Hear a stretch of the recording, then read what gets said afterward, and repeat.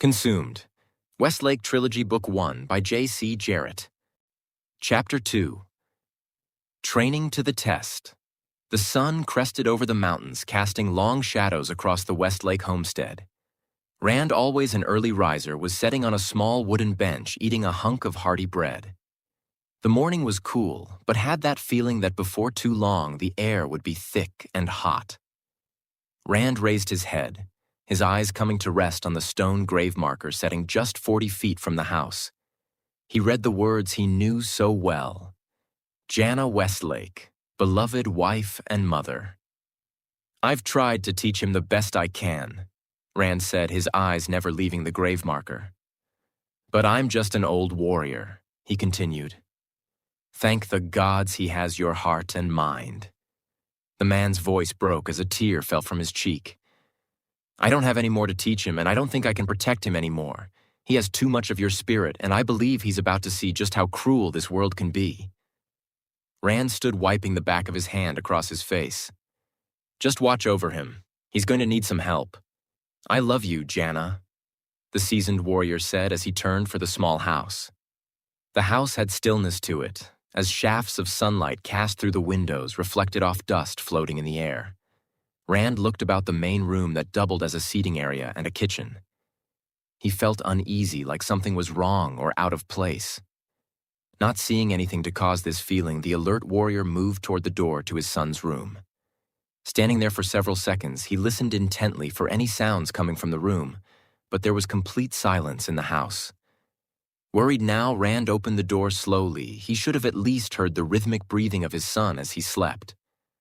The small room was brightly lit with the sun pouring in through the open window. There was no sign of any disturbance, or Peyton for that matter. His bed showed no sign of being slept in. Quickly scanning the room, Rand saw that his son's riding boots, traveling cloak, and weapon belt was all missing. The worried father's thoughts fell on Grover and the young girl, Elisa. Then a slight smile creased his lined face.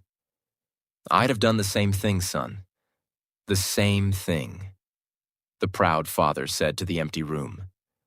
The house was silent as Peyton strapped on his weapon belt and pulled on his tall riding boots and cloak. Once more he checked his weapons and gear and could not think of anything else he may need. The young warrior moved to the window of his small bedroom and slowly opened it. He stood for several seconds listening to the sounds of the house, almost expecting to hear his father up and about like he knew what his son was planning. It saddened him that he had to do this without his father's blessing. But he knew deep down in his heart that what he was doing was right, but his conscience still ate at him. All night long, the fear and pleading for help in those young women's eyes haunted his every thought. He knew that nobody else would come to her aid, so it was the only choice he could make that set well on his soul. Looking back at the closed door to his room, "I'm sorry, Father," he said as the young warrior slipped out the window and into the night. The hammer came down again and again, casting sparks off the red-hot steel plate and chain as the two slowly melted into one. Elisa's hands, still bound and hooked over a peg in the wall so high she had to stay on her tiptoes to keep the ropes from cutting into her wrists, watched the fat man work with the steel over the small anvil and forge in the middle of the rundown building. Grover had been working the steel for well over an hour now, and he was very close to completing his work. The huge man raised the plate and chain, inspecting it with a trained eye, then dunked in slowly into a small bucket of water, releasing a plum of steam into the room. The steel plate was around a foot long, and now had a chain meshed into its center. Grover looked it over one more time, then placed it back into the forge's heat, leaving it to rest within the brightly glowing coals. Sweat poured from the fat man's brow and had soaked through his threadbare shirt in several places. He looked up at Elisa, eyeing the swell of her breasts as they pressed against the filthy rags she had to use for clothes. His tongue racked across his cracked lips with no attempt to hide his plans or desire for her. The young women knew the look he gave her now. It was the same look a cat gave to a mouse as it toyed with it, and this look terrified her beyond belief. Grover moved his great bulk over to her. Reaching out for her face, she attempted to pull away in vain as the smell of him filled her nostrils. The huge hand grabbed her lower jaw, turning her head to face him. "You belong to me, girl, and don't you forget it," he said with an evil grin. Grover reached up on the wall, taking down a coil of heavy rope. Bending, he tied one end to the beautiful slave girl's ankle, and then wrapped the other around the anvil base until her leg stuck straight out from her body. The fat man plucked the rope like the string of a lute, then raised his eyes back to the girl. Terror showed clearly in her emerald eyes. She twisted back and forth a few times, trying to get her hands free from the peg, but soon gave up. She knew she wasn't going anywhere. The fat man picked up 2 sets of tongs from his workbench, then retrieved the steel plate and chain from the forge. He raised it up, inspecting the plate as it glowed a bright, angry red. Carrying the red-hot piece over to the terrified girl, Grover spoke in a matter-of-fact voice. "Just you always remember this night, 'cause the pain you are about to feel is not nothing compared to what I'll do to you if you ever try to run from me."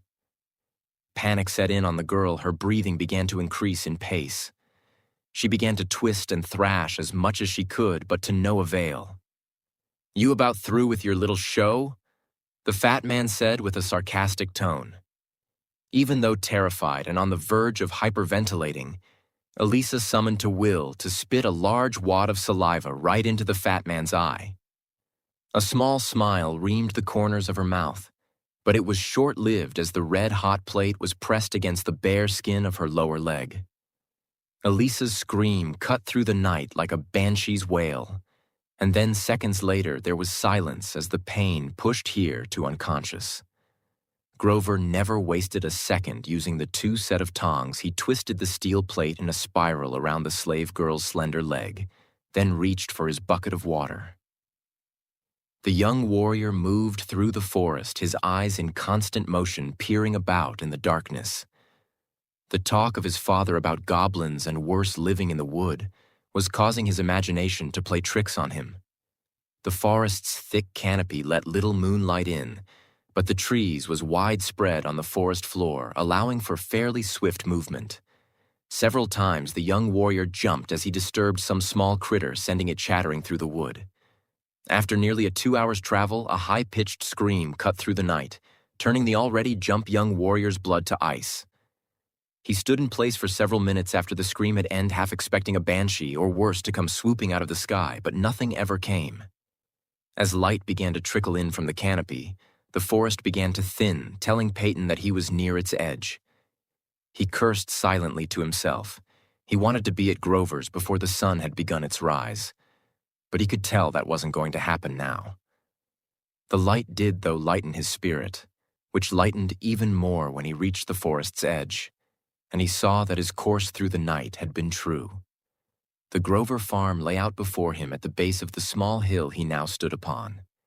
Knelling down into the brush, the young warrior surveyed the farm from his small one-room house, the large run-down barn, and the small shack-like building with a chimney in the roof.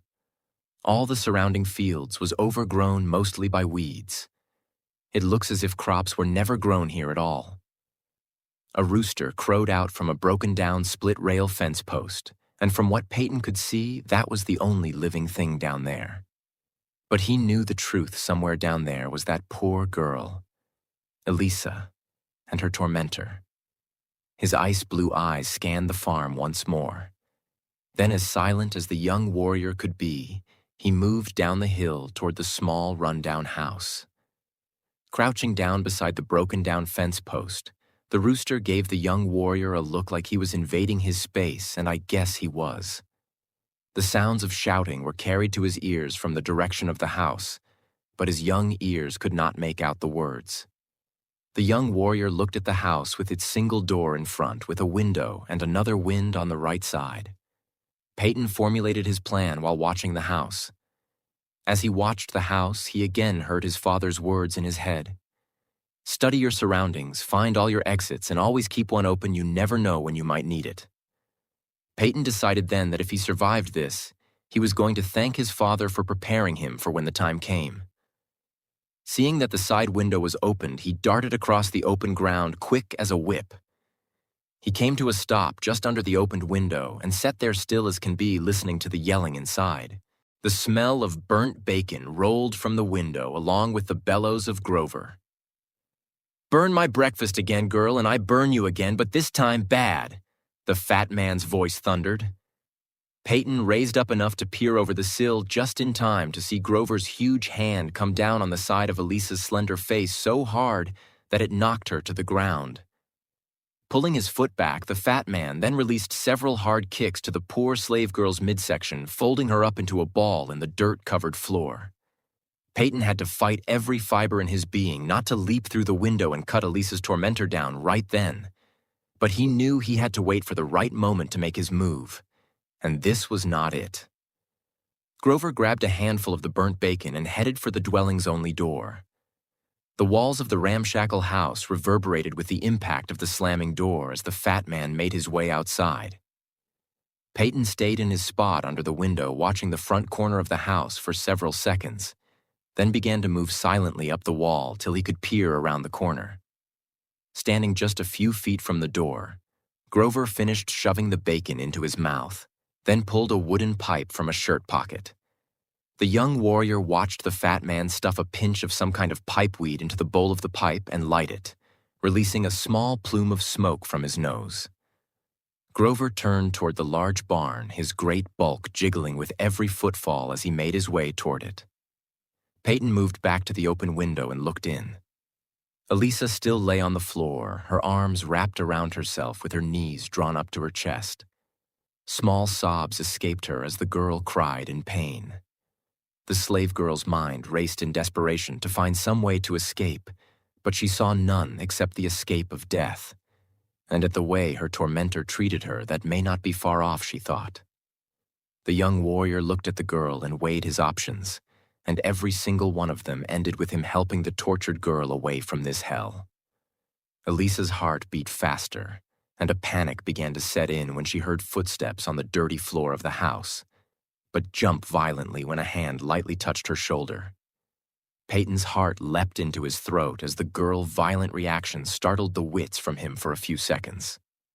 Elisa's emerald eyes snapped open in fear, but its sun dissipated. Expecting to see Grover's huge, hairy face, she was shocked to see the kind face and ice-blue eyes of the young man from yesterday staring down at her. "What? What are you doing here?" the tormented girl asked in confusion. "I'm getting you out of here," the young warrior whispered to her while bent down beside her. Peyton looked at the poor girl, the whole left side of her face bruised almost black. A large handprint bruised into her slender neck. Cuts and bruises ran up both her thin arms, and then his eyes fell on her left leg.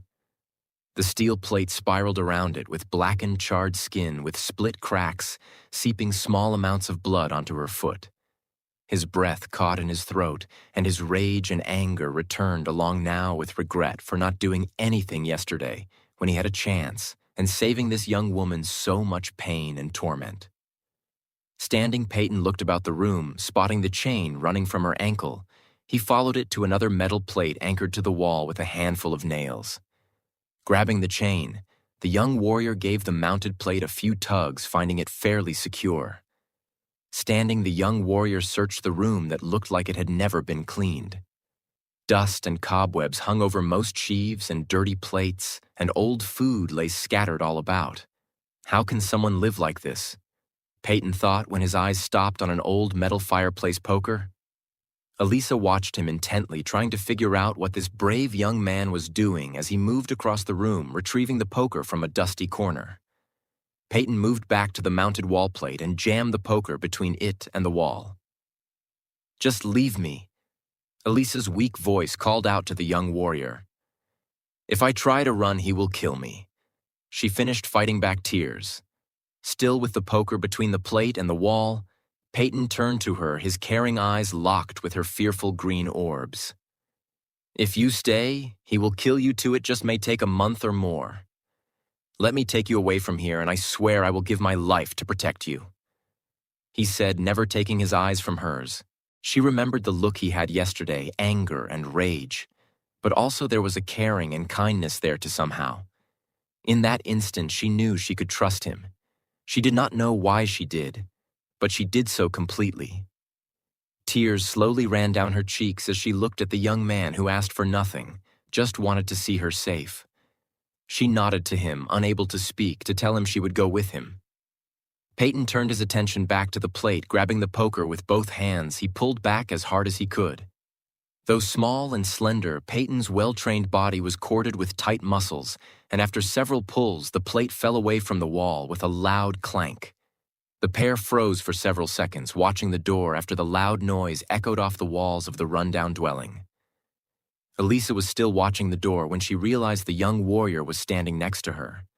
She raised her eyes to him as he offered her his hand. "Can you stand?" he asked. Reaching up, she took his hand and let him pull her to her feet. Losing her balance, she stumbled forward it to him and found herself wrapped in his arms as he kept her from falling. A feeling of safety filled her as she stood there, his arms still around her. Looking up into his face. "I don't even know your name," she said. "Peyton Westlake, at your service," he said, looking deeply into her emerald green eyes. A noise from outside brought them both back to the realization of where they still were. Peyton moved across the room to the window set in the wall beside the only door.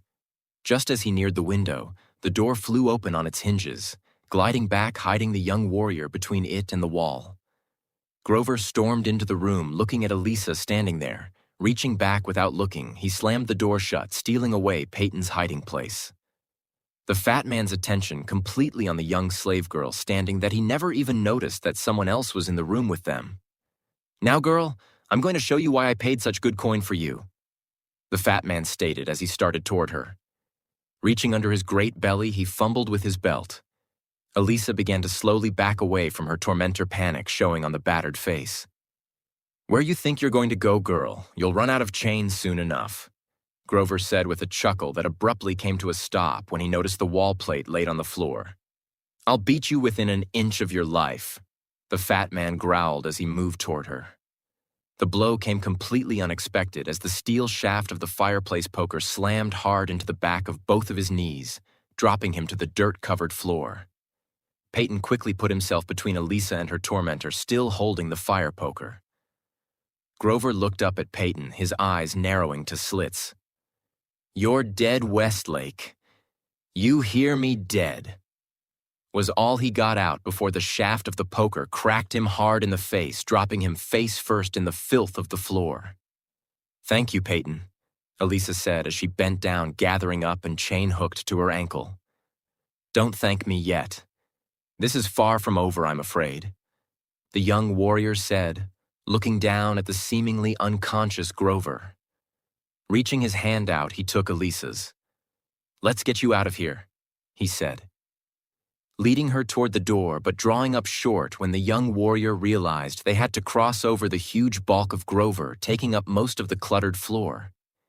His blue eyes watched the fat man for a few seconds, then slowly picked his way over the huge prone body. After clearing Grover, Peyton turned to help Elisa cross, knowing her injured leg had little strength in it. The fat man's hand sprang out, wrapping around the young girl's already injured ankle, causing her to scream and collapse on top of the still prone Grover. Peyton's hand dropped to a saber hilt, but in a quick decision changed his mind, kicking out with the heel of his boot again and again, connecting with Grover's temple, until the fat man's hand dropped away from the girl's ankle and no longer stirred. Pulling Elisa once more to her feet, he saw tears reaming her beautiful eyes, and the pain showed plainly on her face. She clung to him for support as the pair moved out the door into the morning sunlight. Peyton looked down at the girl's ankle, seeing blood flowing freely from the several cracks and splits in the flesh. Peyton knew that if he did not get her to a healer soon, she may lose the leg from this grievous wound. The first person to come to his mind was his aunt, who lived several miles from here with his uncle on their large farm. Aunt Norma had always had a talent with potions and healing herbs. Looking toward the road, Peyton knew that it would take at least 2 days going around the forest to get to his aunt and uncle's, turning his attention back to the forest. "But we could be there this evening if we cut through the woods."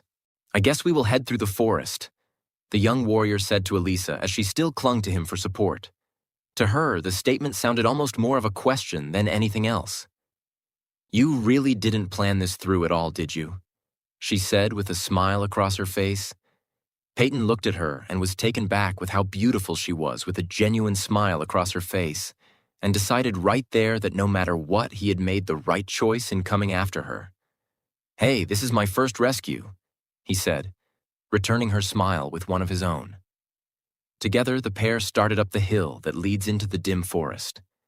Every step she took caused her tremendous pain, but she was not going to give up now when she was so close to freedom.